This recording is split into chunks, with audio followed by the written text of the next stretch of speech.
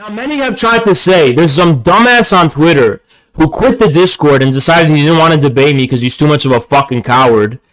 Who I debated before, and they were so nice and cordial and understanding. They were like, oh, it's more like a discussion. And they wouldn't ran their mouth on Twitter saying that they beat me in the debate. So when I get the chance, I'm gonna bring them back on. Apparently they're running away. So whenever they decide to grow a pair and come on, I'm actually going to fucking wreck them. But they were trying to say revenue is not what is fundamental to class. Ownership is. Here's the thing. I need you guys to understand something about Marx's theory of value and his corresponding understanding of the various classes of our society. For Marx was very specifically positing an explanation for how value in our society is being produced. How is it that you can start out with a given amount of money and end with profit? How do you get from M through the investment into a commodity to M prime? Yeah, M prime. How do you get from M to a commodity to M prime? Marx's basic explanation for this, right, was that it was coming from the abstract human labor of society in general.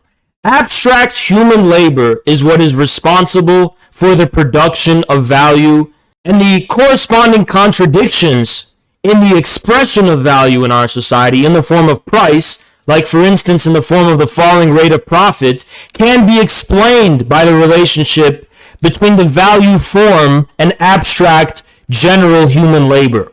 The whole decisive point in Marx's formula here is not creating some kind of axiom that anyone who sells their labor is a worker and that any form of compensation for any type of service is a form of labor because you're paying them. More fundamentally, the reason for that is because according to Marx, that was what explained or what was responsible for profit. That's what explained not only profit, but the falling rate of profit and general capitalist crisis. This basic contradiction between the form of value and the vital material source of value itself. So he wasn't creating a dogma first and then drawing from a first premise. He was asserting something and then developing and proving why it was in the form of proving the way in which labor is responsible for the production of value and surplus value specifically. Labor was responsible for surplus value. This is something he took it upon the burden of himself to prove in Capital, right? But the way in which he does this does not afford this dogmatic idea that just because you're not the employer means that you're performing some kind of abstract productive labor that is responsible for the surplus value being produced in our society in the aggregate. Okay? That is what the burden upon you is to prove in 2021, because this is where it gets interesting, right? These people in the DSA would have us believe, with a straight face, they would try to tell us with a straight face that the reason why you can explain this current super profits in our society, despite no real growth in the actual economy, is because Netflix workers are just that productive. These Netflix writers who are writing cuties, they're the reason why Netflix is growing. Because they make this stupid argument, like, well, if it wasn't for them, you wouldn't have Netflix. But that's not why Marx was saying labor is responsible for surplus value.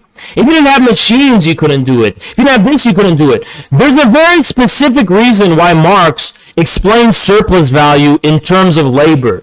And that reason is that for Marx, value itself was just the estranged expression of this more fundamental material force that he called abstract human labor, which was the vital source for the way in which society was being materially transformed. It was the material cause of society's transformation, or the transformation of nature, I should say. It's not just that it was defined by how important it is for the process of production.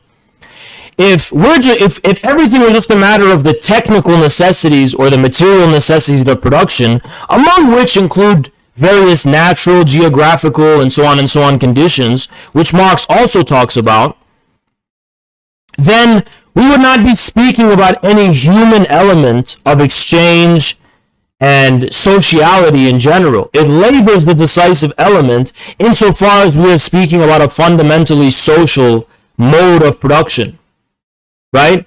It is how human beings divide the general labor between themselves in the production of a general social product in the form of profit in the aggregate. And many would say, what is profit in the aggregate? Well, it's already measured now. And this is what Marx was anticipating for why he said socialism was inevitable, in the form of like the unity of political and economic interests and states needing to produce profits, like general profit in the form of GDP and so on and so on.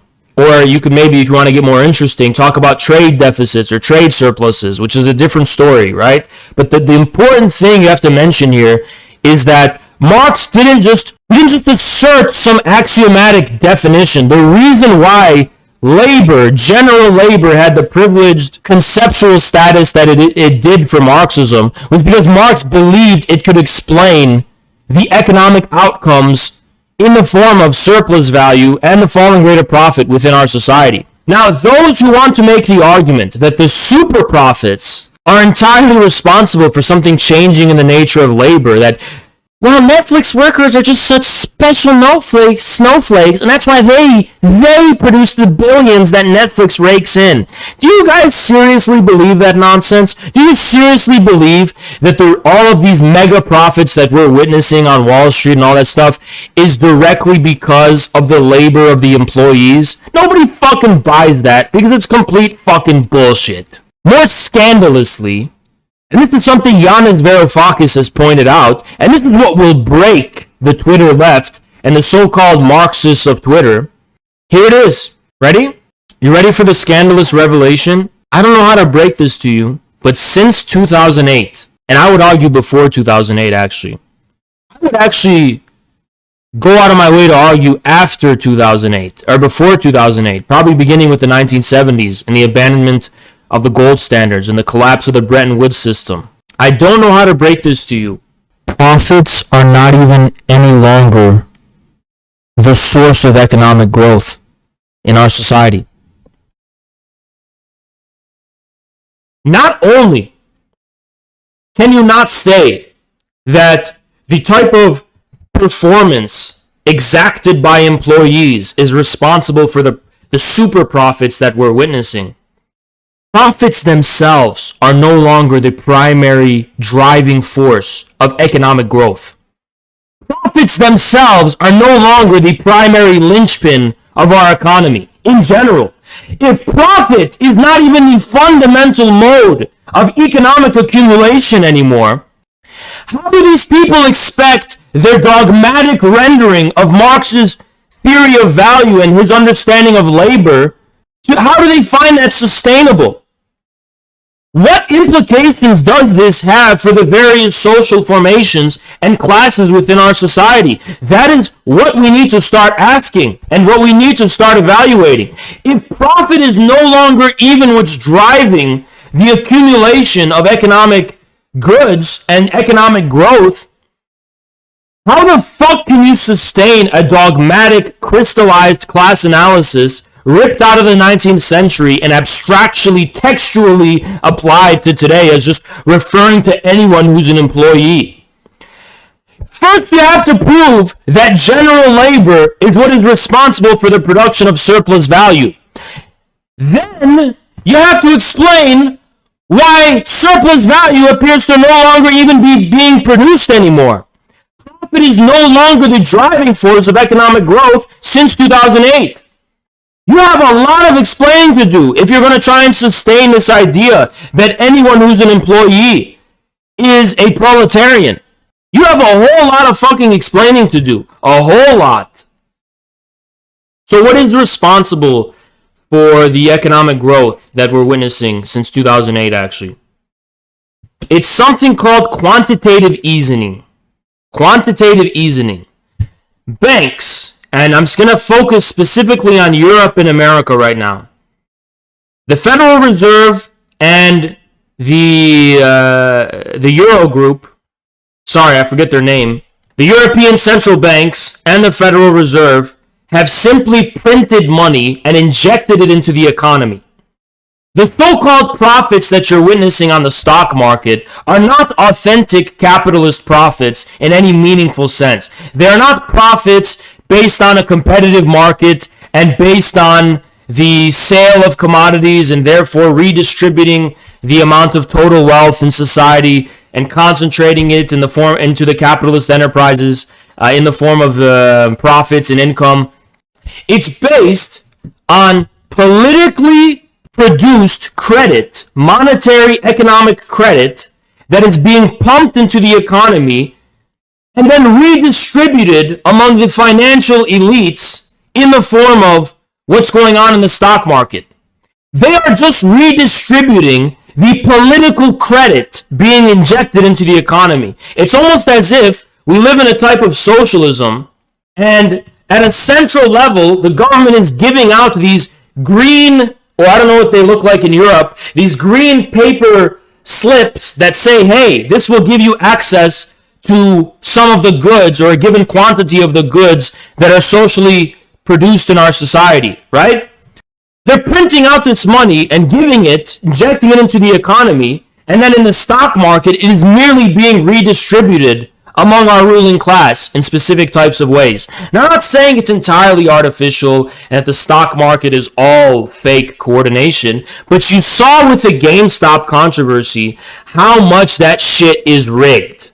When people decide, because on Reddit or whatever, people realize, like, hold on, they're actually coordinating how the stock market works, and they're planning it in order to reap this excess of money that's being injected into the economy by the government. What if we use the power of the internet to create like a decentralized channel of information where we will signal collectively on the basis of a common social cause and also on the basis of trying to get rich that we want to pump the value of a given stock? It worked, and it worked so fucking well that the platforms that are accessible to the general public, to the stock market, shut down because of how much the GameStop stuff created a panic for the hedge fund investment enterprises and these Wall Street insiders, Robinhood or whatever, right? So this idea, you have to think about this, right? How is this capitalism in any traditional sense? Please explain to me how this is the traditional form of capitalism that can be explained with the prior form of the law of value. Something is quite awry, to say the least. Something is quite awry, to say the least, in terms of how our economy fucking works. And how the economy fucking works was the whole point of Marx's Capital. You think Marx would want you to have this dogmatic view where he's going to... Well, in Marx's time, you had something called general labor.